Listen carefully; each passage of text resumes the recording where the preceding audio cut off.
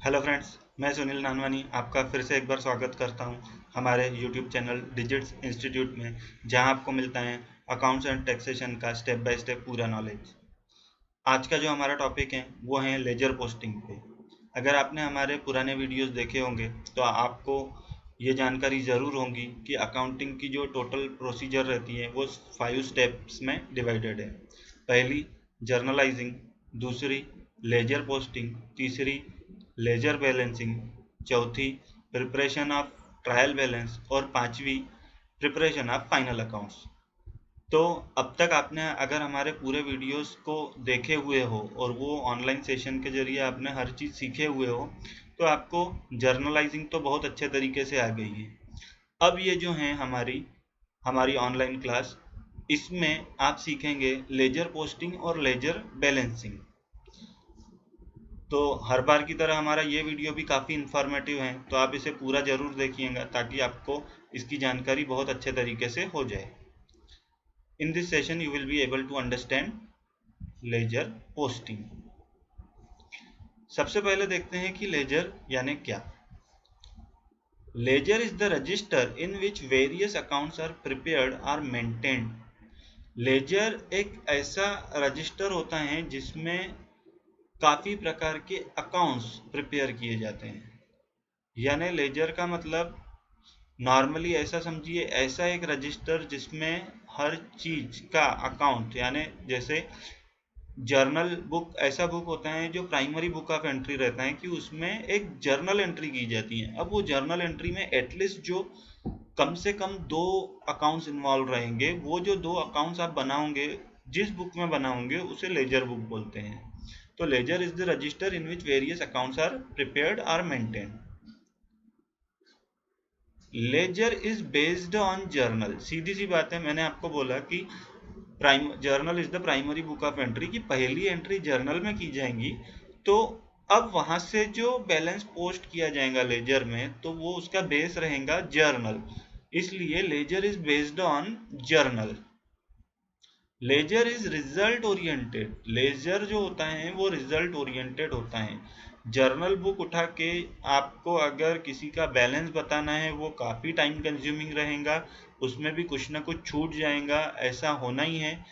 लेकिन लेजर जो है वो रिजल्ट ओरिएंटेड रहेगा, क्योंकि हर जर्नल एंट्री जो वो पर्टिकुलर अकाउंट से अटैच्ड हैं, उसे हमने उसमें प्रॉपरली पोस्ट किए हुए हैं। We get information about the balance in any account from the ledger। वही चीज यहाँ पे लिखी है कि किसी भी अकाउंट का बैलेंस हम इसमें से देख सकते हैं। In it, similar transaction related to a person or thing are recorded, like cash purchases and credit purchases in purchase ledger and cash sales and credit sales in sales ledger। इसमें laser में क्या मिलेगा हमको कि particular जो type के transaction हमें देखना है, वही टाइप का हम लेजर ओपन करेंगे जिसमें हमें वो ट्रांजेक्शन्स दिख जाएंगे। अदरवाइज जर्नल बुक में आपको अगर चेक करना है कि मेरा टोटल कैश सेल या क्रेडिट सेल या मेरा टोटल सेल कितना हुआ, वैसे ही कितना मेरा टोटल परचेस हुआ, वो काफ़ी टाइम कंज्यूमिंग हो जाएगा और कुछ ना कुछ एंट्री छूट सकती है। लेकिन जर्नल बुक को प्रिपेयर करते करते अगर आपने लेजर पोस्टिंग किए हुए हो, तो उसमें हर चीज़ आपको ऑटोमेटिक उस लेजर में दिख जाएंगी सिंगल क्लिक से। यहाँ अगर आप लोग कंफ्यूज हो रहे होंगे तो मैं आपको फिर बता दूं कि अब जो हमें करना रहता है 5 स्टेप्स में से सिर्फ हमें एक ही स्टेप करना रहता है, वो है जर्नलाइजिंग। बाकी जो है लेजर पोस्टिंग, लेजर बैलेंसिंग और preparation of trial balance, even preparation of final accounts, ये जो सॉफ्टवेयर हैं, अकाउंटिंग सॉफ्टवेयर हैं, ये बैक हैंड पे खुद ही पूरी रिपोर्ट्स प्रिपेयर कर देता है। आपका काम रहता है सिर्फ जर्नलाइजिंग करना, यानी जर्नल एंट्री प्रॉपर तरीके से पंच करना। लेकिन आपको ये नॉलेज डीप में होना चाहिए कि आपको ये कंसेप्ट समझना चाहिए कि लेजर पोस्टिंग कैसी होती है, बैलेंसिंग कैसा होता है, उसके बेस पे ट्रायल बैलेंस कैसा बनाना और फाइनल अकाउंट्स कैसे बनाना। ये नॉलेज होने के बाद ही आप एक एक्सपर्ट अकाउंटेंट बन पाएंगे। अदरवाइज आप पूरा अगर कंप्यूटर पे डिपेंड करोगे तो सिर्फ आप एक डेटा एंट्री ऑपरेटर से ज़्यादा आपका नॉलेज नहीं बढ़ पाएगा, आप अपने नॉलेज को इवॉल्व नहीं कर पाओगे। तो इसलिए ये ध्यान से सीखिए आप ये chapter, so that if owner of the business wants to know the exact purchase or sale done by the business during the year, then he or she just need to open the respective ledger only। यानी इस condition में क्या होगा, अगर business के owner को ये देखना है मेरा टोटल परचेज या टोटल सेल कितना हुआ है एट एनी गिवन पॉइंट, कभी भी किसी भी पीरियड में, साल के अंत में, एक महीने के अंत में, हफ्ते का या इवन एक दिन का, तो वो सिंगल क्लिक में देख पाएगा। इसीलिए इसे लेजर को रिजल्ट ओरिएंटेड बोला जाता है। अब देखिए इसका format, following is the format of ledger account. Ledger account का फॉर्मेट क्या रहता है, कंप्यूटराइज अकाउंटिंग में भी सेम ही रहता है, लेकिन इसमें जेएफ नहीं रहेगा। और नॉर्मली हर टाइप के अकाउंटिंग सॉफ्टवेयर वाले सेम रखते हैं।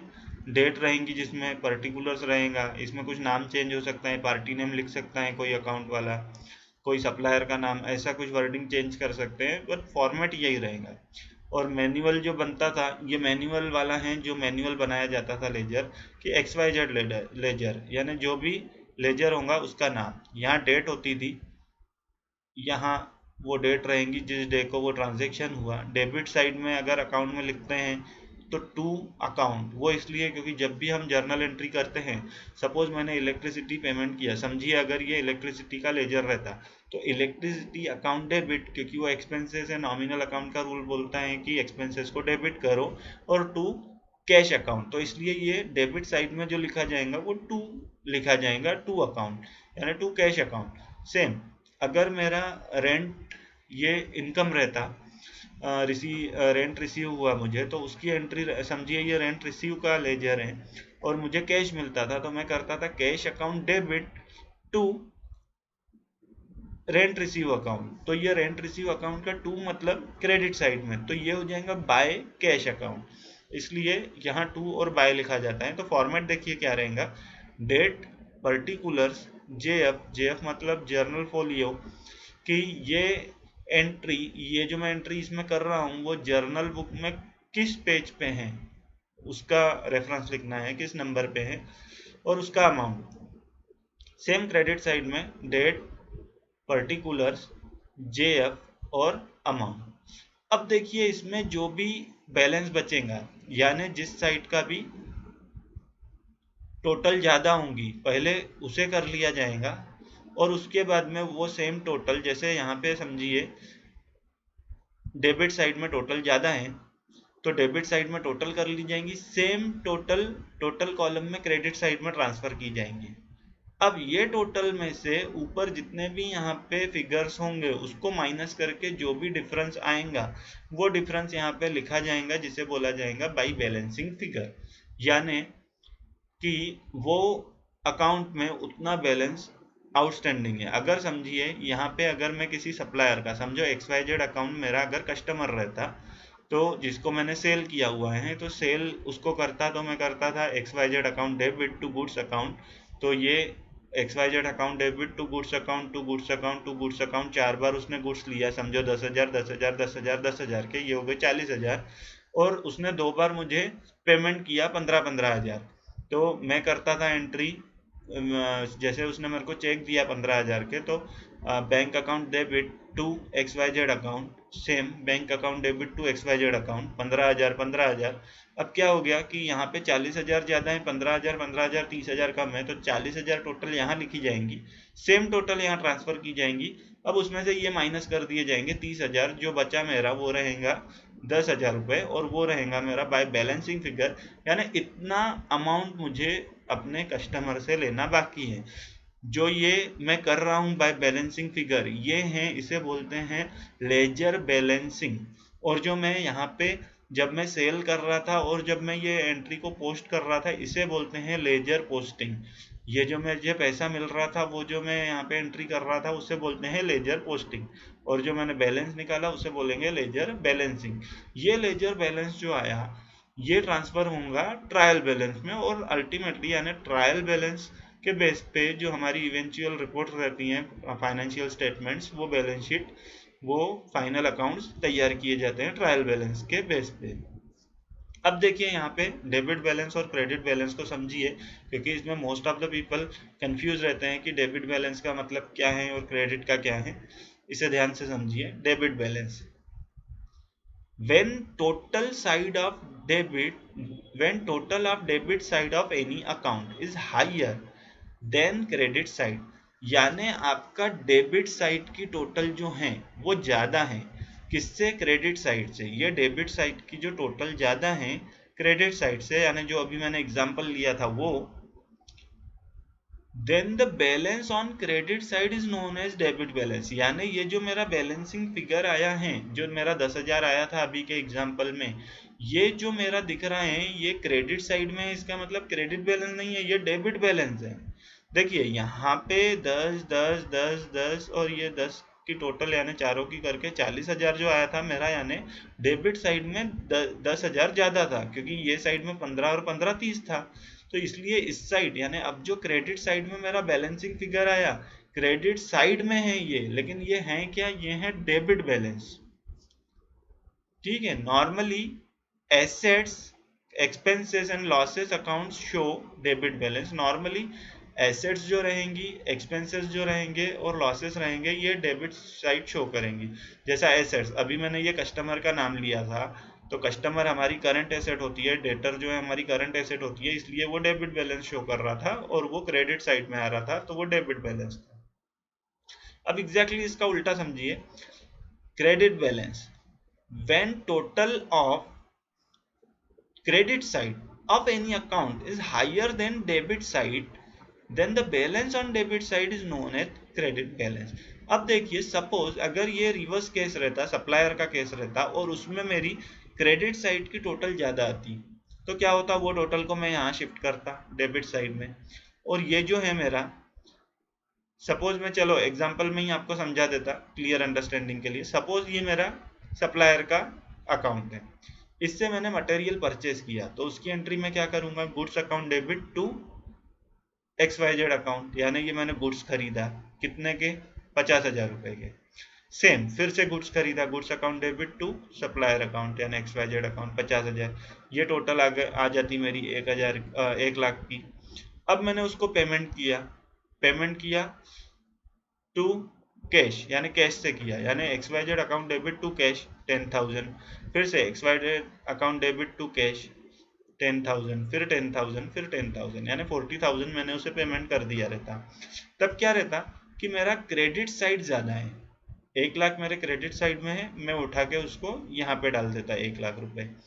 अब जो ये 4 फिगर्स हैं, 10-10 हजार के 4 फिगर, यानी 40,000 को मैं माइनस कर दूंगा उसमें से, तो यहाँ पे आता मेरा बैलेंसिंग फिगर 60,000 का। और जो ये डेबिट साइड में मेरा आता, साइड डेबिट है लेकिन वो रहता था मेरा क्रेडिट बैलेंस रहता था 60,000, जो शिफ्ट होता था ट्रायल बैलेंस में, और उस ट्रायल बैलेंस के बेस पे बनते थे फाइनल स्टेटमेंट्स। Normally, liability